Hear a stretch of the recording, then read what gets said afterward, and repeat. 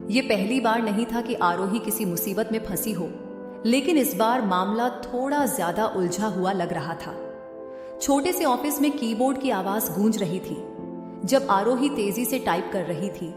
साल खत्म होने से पहले आखिरी रिपोर्ट पूरा करने की कोशिश करते हुए, लेकिन उसका दिमाग तो कहीं और ही था, अपने माता पिता के घर पर, जहां इस बार उसके जाने को लेकर उनकी उम्मीदें पहले से कहीं ज्यादा थीं। वे उस अद्भुत औरत से मिलने के लिए बेताब थे जिसका जिक्र आरोही ने पूरे साल किया था।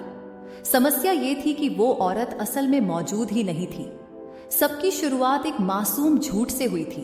वो अपने माता पिता के सवालों और तरस खाने वाली नजरों से बचना चाहती थी जो वे अक्सर उसकी लव लाइफ को लेकर पूछते रहते थे। तो उसी पल के जोश में उसने एक परफेक्ट कहानी गढ़ ली। उसने कहा कि वो एक शानदार औरत से शादी कर चुकी है जिसने उसे पहले से कहीं ज्यादा खुश कर दिया है। लेकिन अब दीपावली नजदीक आते ही आरोही फंस गई थी। तुम उसे लेकर आ रही हो ना? पिछली कॉल में उसकी मां ने उत्साहित आवाज में पूछा था। बिल्कुल मां, आरोही ने नकली उत्साह के साथ जवाब दिया। वह तुमसे मिलने का सच में बहुत इंतजार कर रही है। उसने फोन काट दिया और तुरंत घबरा गई। वह अपने माता पिता को कैसे समझाए कि जिस औरत से उसने शादी करने का दावा किया था वह दरअसल उसकी बनाई हुई एक कहानी के अलावा कुछ भी नहीं थी। तभी उसके दिमाग में एक पागलपन भरा आइडिया आकार लेने लगा। अगले दिन ऑफिस में जब वह एक रिपोर्ट देख रही थी तो उसने अपनी सहकर्मी रिया की तरफ नजर डाली जो उसके पास वाली टेबल पर ध्यान बौटाकर बैठी थी। रिया प्रैक्टिकल, सीरियस थी और कभी भी ड्रामा में शामिल नहीं होती थी। आरोही ने झिझकते हुए सोचा, लेकिन उसकी हालत बहुत खराब थी। रिया, क्या मैं तुमसे कुछ पूछ सकती हूं? रिया ने अपने कंप्यूटर से सिर उठाया और भौहें चढ़ाते हुए कहा, हाँ, क्या है? आरोही उसके पास आई और धीरे से आवाज कम करते हुए बोली, क्या तुम दीपावली के दौरान थोड़ा एक्स्ट्रा कैश कमाना चाहोगी? रिया ने पलकें झपकाईं, उलझन में पड़ गई। क्या ये किसी तरह की स्कीम है? क्योंकि अगर ऐसा है तो मुझे दिलचस्पी नहीं है। नहीं नहीं, आरोही ने नर्वस होकर हंसते हुए कहा, बस मुझे एक फेवर चाहिए। रिया ने अपनी बाहें क्रॉस कर ली, शक से बोली, किस तरह का फेवर? आरोही ने गहरी सांस ली और जल्दी से चारों तरफ देखा ताकि यह पक्का कर ले कि कोई और सुन तो नहीं रहा। मुझे चाहिए कि तुम मेरी पत्नी बनने का नाटक करो। उसके बाद जो चुप्पी छा गई वह इतनी भारी थी कि आरोही को बातचीत शुरू करने का अफसोस होने लगा। तुम चाहती हो कि मैं क्या करूं? रिया ने आखिरकार पूछा, आरोही की तरफ ऐसे देखते हुए जैसे उसका दिमाग खराब हो गया हो। देखो, ये लंबी कहानी है, लेकिन मैंने अपने माता पिता से कहा कि मेरी शादी हो गई है। उन्होंने यकीन कर लिया और अब वे उम्मीद कर रहे हैं कि मैं अपनी पत्नी को लेकर दीपावली उनके साथ बिताने आऊं। रिया ने अविश्वास में सिर हिलाया। आरोही, ये पागलपन है। मुझे पता है, लेकिन ये सिर्फ कुछ दिनों के लिए है। तुम्हें बस मुस्कुराना है, शालीन बनना है और नाटक करना है कि हम प्यार में हैं। मैं तुम्हें इसके लिए बहुत अच्छा भुगतान करूंगी। भुगतान? रिया ने आंखें संकरी करते हुए कहा, तुम सोचती हो तुम मुझे इसके लिए खरीद सकती हो? ये खरीदने की बात नहीं है। आरोही ने तुरंत जवाब दिया, बस मुझे मदद चाहिए और तुम ही एकमात्र इंसान हो जिसके बारे में मैं सोच सकती हूँ जो मुझे बचा सकती है। रिया हंसी के बिना बोली, आरोही, मैं स्ट्रेट हूँ। मुझे नहीं पता मैं तुम्हारी पत्नी बनने का नाटक कैसे कर सकती हूँ। तुम्हें गे होने की जरूरत नहीं है नाटक करने के लिए। आरोही ने जोड़ दिया, बस फिल्म की तरह नाटक करो। रिया लंबे समय तक आरोही को देखती रही। उसका चेहरा पढ़ा नहीं जा सकता था। यह पूरी तरह से पागलपन है। मुझे पता है, आरोही ने माना, लेकिन मैं मजबूर हूं। और क्या तुम्हारे पास इस दीपावली पर करने के लिए कुछ बेहतर है? रिया ने जवाब देने के लिए मुंह खोला, लेकिन रुक गई। उसने पिछले हफ्ते ही जिक्र किया था कि वह अपने परिवार से मिलने यात्रा पर नहीं जाएगी और शायद छुट्टियों पर अकेली होगी। ये तो सिर्फ कुछ दिनों की बात है। आरोही ने रिया की हिचकिचाहट देखते हुए कहा, मैं कसम खाती हूं कि उसके बाद मैं तुम्हें अकेला छोड़ दूंगी। रिया ने आह भरी और अपने बालों में हाथ फेरा। ये पागलपन है, लेकिन ठीक है, तुम मुझे एडवांस दोगी। आरोही की आंखें चौड़ी हो गईं। उसे यकीन नहीं हो रहा था कि रिया मान गई। हाँ बिल्कुल, और अगर ये किसी भी समय कंट्रोल से बाहर गया तो मैं चली जाऊंगी। डील। 2 दिन बाद आरोही और रिया कार में थी और उस छोटे शहर की तरफ जा रही थी जहां आरोही के माता पिता रहते थे। रिया, जो आमतौर पर रिजर्व्ड रहती थी, आरोही की उम्मीद से ज्यादा रिलैक्स लग रही थी। तो मुझे अपने परिवार के बारे में बताओ, रिया ने खिड़की के बाहर देखते हुए पूछा। मेरे डैड आसान स्वभाव के हैं, थोड़ा नर्डी टाइप। मेरी मॉम, खैर वो तुम्हें सवालों से घेर देंगी।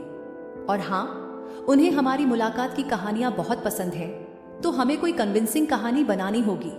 रिया हंसी। मुझे यकीन नहीं हो रहा कि मैं ये कर रही हूं। मेरी दुनिया में तुम्हारा स्वागत है। जब वे आरोही के माता पिता के घर पहुंचे तो आरामदायक सा घर और छज्जों पर लटकती दीपावली लाइट्स ने रिया को प्रभावित किया। मीरा और शिवनाथ यानी आरोही के माता पिता दरवाजे पर खड़े हाथ हिलाते हुए मुस्कुरा रहे थे। तुम आ गई, मीरा ने कहा और आरोही को गले लगाया। फिर रिया की तरफ मुड़ी। और तुम रिया ही हो ना? रिया ने नर्वस होकर मुस्कुराया, लेकिन जवाब देने से पहले ही मीरा ने उसे गर्मजोशी से गले लगा लिया। तुमसे मिलकर बहुत अच्छा लग रहा है। आरोही तुम्हारे बारे में बहुत बात करती थी। आपसे मिलकर मुझे भी अच्छा लग रहा है, रिया ने जवाब दिया, उसकी आवाज थोड़ी नरम। अंदर आओ, बाहर ठंड है, मीरा ने कहा और उन्हें अंदर ले गई। घर अंदर से सभी क्लासिक दीपावली सजावटों से भरा था। कोने में एक हरा भरा पेड़ सजा हुआ था और फायरप्लेस के पास स्टॉकिंग्स टंगी थी। हवा में जिंजर ब्रेड कुकीज की खुशबू थी। मुझे उम्मीद है कि तुम्हें भूख लगी होगी, मीरा ने कहा जब वह उन्हें किचन की ओर ले गई। रिया ने आरोही की तरफ एक तेज नजर डाली और दोनों ने एक समझदार सी मुस्कान साझा की। डिनर के दौरान मीरा और शिवनाथ सवाल पूछना बंद ही नहीं कर रहे थे। तुम्हारी मुलाकात कैसे हुई? कब तुम्हें एहसास हुआ कि तुम प्यार में हो? शादी कैसी रही? आरोही की हैरानी के लिए उसे महसूस हुआ कि रिया इम्प्रोवाइज करने में बेहद अच्छी थी। ये कुछ कुछ पहली नजर का प्यार था, रिया ने एक शर्मीली मुस्कान के साथ कहा। आरोही लगभग अपनी वाइन पर चोक हो गई, लेकिन समय रहते संभल गई। हाँ, वो इतनी चार्मिंग है कि मैं खुद को रोक नहीं पाई। शिवनाथ मुस्कुराया। तुम्हें इतना खुश देखकर अच्छा लग रहा है आरोही। और एक पल के लिए आरोही ने सोचा कि क्या यह सिर्फ एक झूठ से ज्यादा हो सकता है। आरोही के पेरेंट्स के घर के पहले कुछ दिन ऐसे ही बीते, हल्की फुल्की बातचीतों, दीपावली की परंपराओं और मीरा के अंतहीन सवालों के बीच। आरोही के लिए यह किसी रस्सी पर चलने जैसा था। मीरा की कुकिंग स्किल्स की तारीफ की और यहां तक कि बड़े दीपावली डिनर के लिए घर सजाने में भी मदद की। तीसरे दिन की सुबह आरोही किचन में मीरा की मदद कर रही थी मालपुआ बनाने में। तभी उसकी मां ने अचानक एक सवाल पूछ लिया जिसने उसे चौंका दिया। तो आरोही, तुमने रिया जैसी औरत का दिल कैसे जीत लिया? आरोही लगभग बैटर का बाउल गिरा ही देती। आपका मतलब? अरे वो चार्मिंग है, स्मार्ट है, खूबसूरत है, बहुत ही ग्राउंडेड है। कोई भी उस पर फिदा हो सकता है, लेकिन मुझे ये जानने की जिज्ञासा है कि तुमने कैसे ये कर दिखाया। आरोही हल्की सी नर्वस हंसी के साथ बोली, कुछ समय खरीदने की कोशिश करते हुए। मुझे लगता है कि ये थोड़ी किस्मत और थोड़ी लगन थी। मीरा ने उसे एक समझदार मुस्कान दी। जो भी था, मैं तुम पर गर्व करती हूँ। रिया एक अच्छी इंसान लगती है, वो कमाल की है। ये शब्द इतने सच्चाई से निकले कि आरोही के सीने में कसाव सा महसूस हुआ। उसने दरवाजे की तरफ नजर डाली जहां रिया अभी अभी आई थी। थोड़ी उनींदी सी दिख रही थी। जिस मुस्कान से उसने आरोही और मीरा को देखा जब उसने उन्हें बातें करते पाया, वो इतनी स्वाभाविक थी कि एक पल के लिए आरोही को अपनी ही झूठी बात सच लगने लगी। उस रात खाने के बाद रिया और आरोही मेहमानों के कमरे में चले गए जहां वे ठहरे हुए थे। थकान के बावजूद रिया जोश से भरी हुई लग रही थी। बिस्तर पर गिरते हुए उसने संतुष्टि से सांस छोड़ी। तुम्हारा परिवार कमाल का है, रिया ने छत की ओर देखते हुए कहा। वे थोड़े तीव्र हैं, लेकिन दिल के अच्छे हैं। रिया ने उसकी तरफ रुख किया, आंखों में शरारती चमक के साथ। तुम्हारा चेहरा लाल हो गया था जब तुम्हारी माँ ने पूछा कि हम कैसे मिले थे। ऐसा नहीं हुआ, आरोही ने विरोध किया, हालांकि वो जानती थी कि ये सच है। रिया हंसी और उसकी हंसी इतनी हल्की और बेफिक्र थी कि आरोही भी मुस्कुराने लगी। तुम इस नाटक में बहुत अच्छा कर रही हो, पता है, आरोही ने कहा। बिल्कुल कर रही हूं, रिया रुकी, उसकी आवाज थोड़ी गंभीर हो गई। लेकिन पता है क्या मजेदार है, ये उतना नकली नहीं लगता जितना मैंने सोचा था। आरोही का दिल तेजी से धड़कने लगा, लेकिन उसने अपनी घबराहट छुपाने की कोशिश की। तुम्हारा मतलब क्या है? बस ये कि रिया झिझकी जैसे शब्द सोच समझकर चुन रही हो। मुझे लगा था तुम्हें पसंद करने का नाटक अजीब लगेगा, लेकिन ऐसा नहीं है। तुम्हें पसंद करना आसान है। आरोही हंसी, तनाव कम करने की कोशिश करते हुए। मैं इसे एक कॉम्प्लीमेंट की तरह लूंगी। रिया ने कंधे उचका दिए, होंठों पर हल्की मुस्कान थी। ये इस दीपावली पर मेरी उम्मीद से कहीं बेहतर है। आरोही चुप हो गई, रिया को देखती रही जब वह बिस्तर पर अपने आप को एडजस्ट कर रही थी। उस पल में कुछ था, जिस तरह रिया तनी आराम से वहां बैठी थी, उसने आरोही को सोचने पर मजबूर कर दिया कि शायद, बस शायद, ये दिखावा करने से ज्यादा हो सकता है। जब बड़ा दीपावली डिनर आया, घर परिवार और दोस्तों से भर गया। रिया आरोही के लिए हैरानी की बात थी, पूरी तरह सहज लगी। वह अंकल और कजिन से ऐसे बातें कर रही थी मानो उन्हें सालों से जानती हो। डिनर के दौरान मीरा ने अपना ग्लास उठाया और सबका ध्यान खींच लिया। मैं एक टोस्ट करना चाहती हूँ आरोही और रिया के नाम, जिन्होंने इस घर में इतनी खुशियां भर दी। मेरी बेटी को इतना खुश देखना बहुत अच्छा लगता है। आरोही के गाल शर्म से लाल हो गए जब सबने टोस्ट किया। उसके पास जवाब देने का वक्त नहीं था कि तभी रिया ने उसका हाथ पकड़ लिया और हल्के से दबाया। ये एक छोटा सा इशारा था, लेकिन जिस तरह रिया ने उसे देखा, उससे आरोही पूरी तरह भूल गई कि ये सब झूठ था। डिनर के बाद जब सब लोग लिविंग रूम में चले गए, रिया और आरोही पीछे रह गई मीरा की मदद करने, बर्तन साफ करने में। तुम दोनों सचमुच साथ में परफेक्ट लगते हो, मीरा ने कहा जब वह बर्तन धो रही थी। ये तुम्हारी आंखों में साफ दिखता है। आरोही ने गहरी सांस ली, गला सूख गया, लेकिन रिया ने मुस्कुराकर जवाब दिया, आरोही स्पेशल है। मीरा ने रिया को देखा जैसे हर शब्द को तौल रही हो। ये सुनना अच्छा लगा। वो किसी ऐसे इंसान की हकदार है जो उसकी कद्र करे। रिया ने सिर हिलाया, लेकिन आरोही ने अपने सीने में कसाव महसूस किया। वो शब्द असली नहीं थे, लेकिन अब वो सच जैसे लगने लगे थे।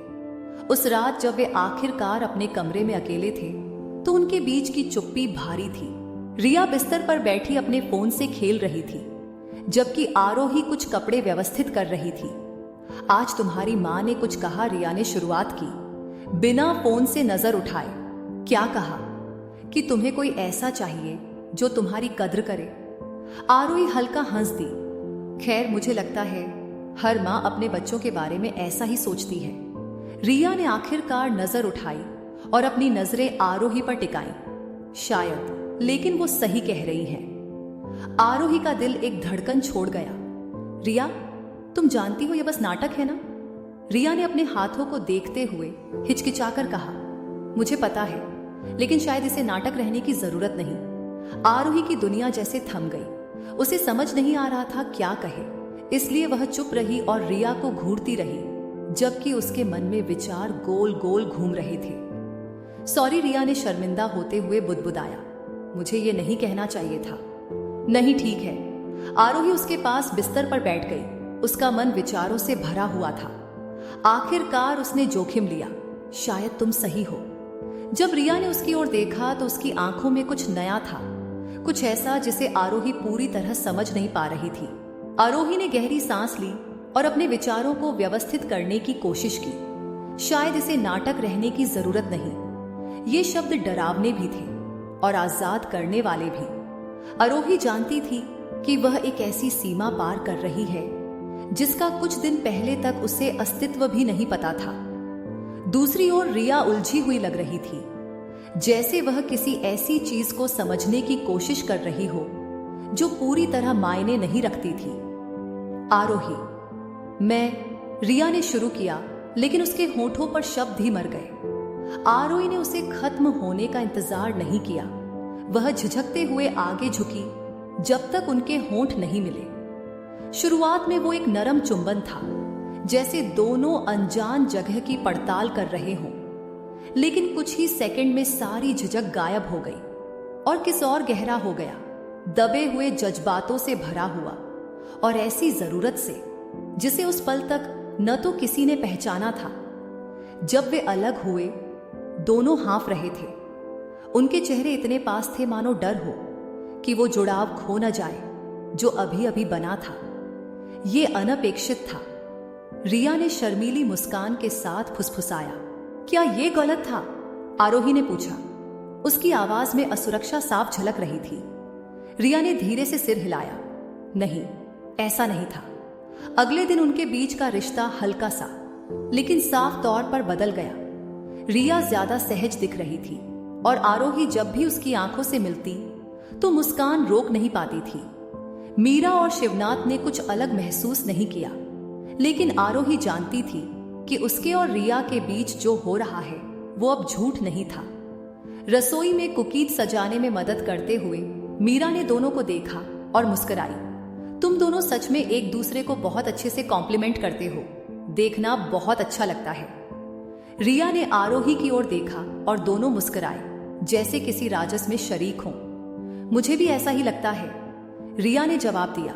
उसकी आवाज में कुछ ऐसा था जिसे आरोही पूरी तरह समझ नहीं पाई, लेकिन गहराई में मीरा ने कुछ और भांप लिया।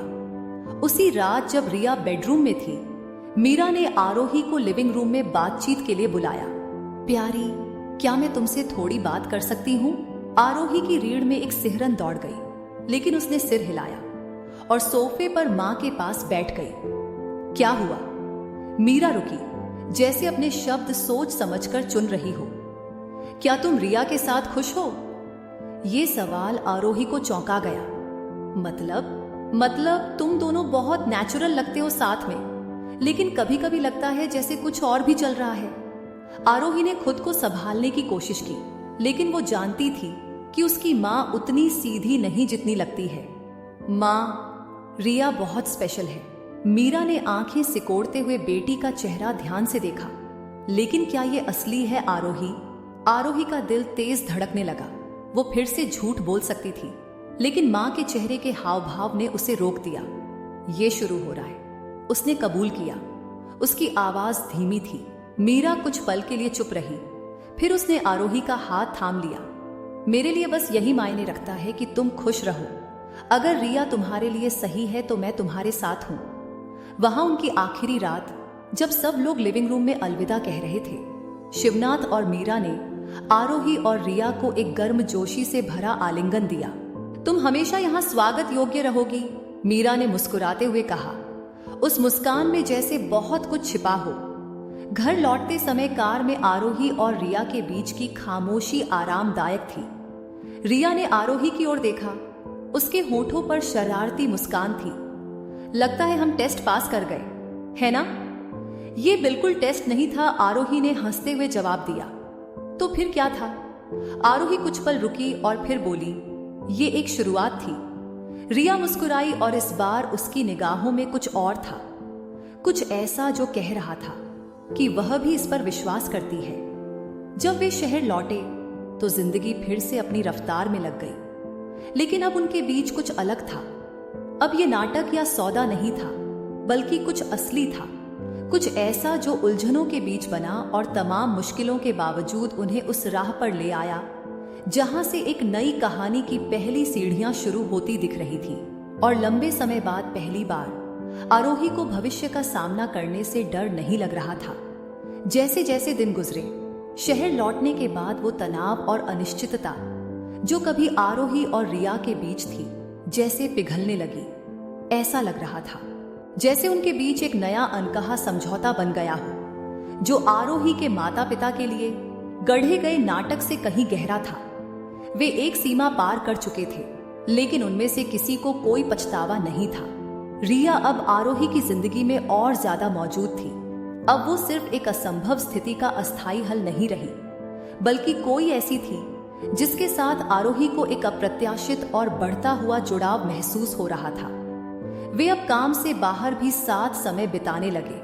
फिल्में देखने जाना, कॉफी पीना और पार्क में टहलना। आरोही ने खुद को रिया के सामने और ज्यादा खोलते हुए पाया। उसने अपनी जिंदगी के वो पहलू साझा किए जिन्हें उसने पहले कभी नहीं बताया था। वे अपने अतीत, अपने सपनों और अपने डर के बारे में बातें करते। ऐसा महसूस हो रहा था जैसे वे एक दूसरे को कुछ दिनों से नहीं बल्कि बहुत लंबे समय से जानते हों। एक शाम जब वे आरोही के अपार्टमेंट में सोफे पर बैठे थे, उनके बीच की हवा किसी उम्मीद भरे सन्नाटे से भरी हुई लग रही थी। रिया, जो आमतौर पर बहुत आत्मविश्वासी और सहज रहती थी, असामान्य रूप से शांत थी। उसकी उंगलियां अनजाने में कॉफी मग के किनारे पर घूम रही थी। आरोही, उसने शुरू किया। उसकी आवाज धीमी लेकिन स्थिर थी। मैं हर चीज के बारे में सोच रही हूं, हमारे बारे में, और मुझे तुमसे कुछ पूछना है। आरोही का दिल एक धड़कन रोक गया, यह जाने बिना कि आगे क्या आने वाला है। वह भी इस बढ़ते तनाव को महसूस कर रही थी। वे अनकहे शब्द जो उनके बीच सतह के नीचे ठहरे हुए थे। क्या सोच रही हो? आरोही ने हल्की आवाज में पूछा, जबकि वह इस पल का भार महसूस कर रही थी। रिया ने उसकी ओर देखा। उसकी नजर गहरी थी और एक पल के लिए आरोही को लगा जैसे वह उसे पूरी तरह देख सकती हो। मुझे पता है हमने यह रिश्ता दिखावे के तौर पर शुरू किया था, लेकिन क्या तुम्हें लगता है? रिया रुकी, जैसे सही शब्द खोज रही हो। क्या तुम्हें लगता है कि हमारे बीच कुछ असली हो सकता है? यह सवाल हवा में लटक गया और आरोही का दिमाग दौड़ने लगा। वह इस झूठ और अभिनय में इतनी खो गई थी कि उसने वास्तव में कभी यह नहीं सोचा था कि आगे क्या हो सकता है। क्या यह बस एक अधूरी कल्पना थी, अस्थायी चीज, या रिया ने भी वही बदलाव महसूस किया था? असामान्य रूप से शांत थी। उसकी उंगलियां अनजाने में कॉफी मग के किनारे पर घूम रही थी। आरोही, उसने शुरू किया। उसकी आवाज धीमी लेकिन स्थिर थी। मैं हर चीज के बारे में सोच रही हूं, हमारे बारे में, और मुझे तुमसे कुछ पूछना है।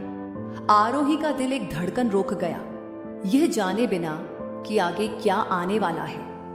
वह भी इस बढ़ते तनाव को महसूस कर रही थी। वे अनकहे शब्द जो उनके बीच सतह के नीचे ठहरे हुए थे। क्या सोच रही हो?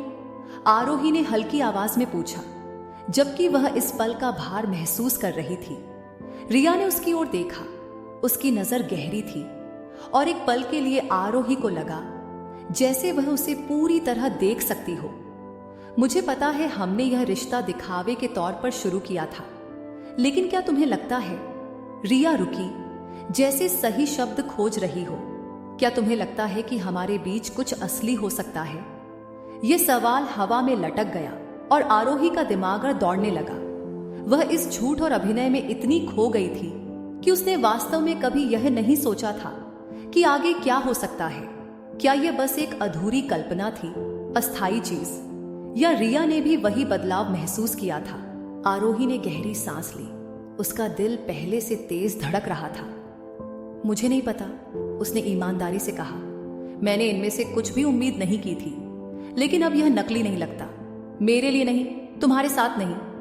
रिया का चेहरा नरम पड़ा। उसके कंधों से तनाव हटता हुआ लगा जब वह आगे झुकी और उसका चेहरा आरोही से कुछ इंच की दूरी पर रह गया। तो यह कैसा लगता है? आरोही एक पल के लिए झिझकी।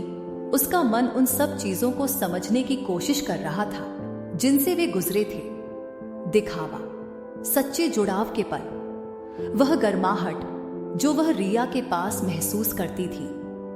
यह सही लगता है, जैसे शायद यह ऐसे ही होना था, सबसे अप्रत्याशित तरीके से। रिया ने एक सच्ची और गर्म मुस्कान दी जिसने आरोही का दिल उसकी छाती में धड़का दिया। मैं खुश हूं कि तुमने यह कहा, क्योंकि मैं भी बिल्कुल ऐसा ही महसूस करती हूं। मैंने कभी सोचा नहीं था कि मैं खुद को यहां पाऊंगी, लेकिन अब जब मैं तुम्हारे साथ हूं तो मैं और दिखावा नहीं करना चाहती। कुछ देर तक दोनों में से किसी ने कुछ नहीं कहा, मानो दुनिया ठहर गई हो और बस वही सच मायने रखता हो जो आखिरकार उनके बीच कबूल किया गया था। आरोही ने आगे बढ़कर अपना हाथ रिया के हाथ पर रख दिया और वह स्पर्श बिल्कुल स्वाभाविक और सुकून भरा लगा। उसे महसूस हुआ कि जो अनिश्चितता उसे परेशान कर रही थी वह अब मिट रही है, क्योंकि अब उसे एहसास हो रहा था कि यह कुछ असली हो सकता है, सिर्फ किसी अजीब स्थिति का अस्थायी हल नहीं। मैं इसे खोना नहीं चाहती, आरोही ने धीरे से कहा। मैं तुम्हें खोना नहीं चाहती, तुम मुझे कभी नहीं खोओगी, रिया ने नरमी से जवाब दिया और उसका हाथ दबाया। हम इसे साथ मिलकर संभाल लेंगे। और उसी पल आरोही को एहसास हुआ कि कभी कभी जिंदगी वैसे रास्ते पर नहीं चलती जैसी उसने योजना बनाई थी, लेकिन अक्सर वहीं ले जाती है जहां उसे सचमुच होना चाहिए था। रिया के साथ आने वाले हफ्ते नई शुरुआतों से भरे हुए थे। छुट्टियों की भागदौड़ खत्म हो चुकी थी, लेकिन आरोही और रिया का रिश्ता और गहरा हो गया था। उन्होंने अपने रिश्ते को सावधानी और सोच समझकर आगे बढ़ाना शुरू किया, बिना उस दिखावे के जिस पर वे पहले भरोसा करती थी। यह परफेक्ट नहीं था, कभी नहीं होगा, लेकिन यह असली था और उनके लिए इतना ही काफी था। एक शाम जब वे दोनों साथ बैठे आरोही के अपार्टमेंट की खिड़की से सूरज ढलते देख रहे थे, रिया ने उसकी तरफ देखा, आंखों में एक शरारती चमक के साथ। तो अब और दिखावा नहीं? उसने पूछा। अब और दिखावा नहीं, आरोही ने मुस्कुराते हुए पुष्टि की। रिया खिलखिलाई और आरोही खुद को हंसने से रोक नहीं पाई, यह महसूस करते हुए कि वे एक बेहुदा झूठ से कितनी दूर आ चुके थे और अब यह कुछ और बड़ा बनने की क्षमता रखता था। और जैसे जैसे आसमान गहरा होता गया और पहली सितारे चमकने लगे, आरोही को पता था कि आगे चाहे जो भी आए वे उसे साथ मिलकर सामना करेंगे। अगर आपको यह कंटेंट अच्छा लगा और आप चैनल को एक खास तरीके से सपोर्ट करना चाहते हैं तो नीचे दिए गए थैंक्स बटन पर क्लिक करें। यह वही है जिसमें दिल और डॉलर का निशान है। सुपर थैंक्स के साथ आप चैनल को सीधा योगदान दे सकते हैं, जो मुझे आपके लिए शानदार वीडियो बनाते रहने में मदद करता है। आपके सपोर्ट के लिए बहुत बहुत धन्यवाद। आप ही इस चैनल पर फर्क लाते हैं। अगले वीडियो में मिलते हैं।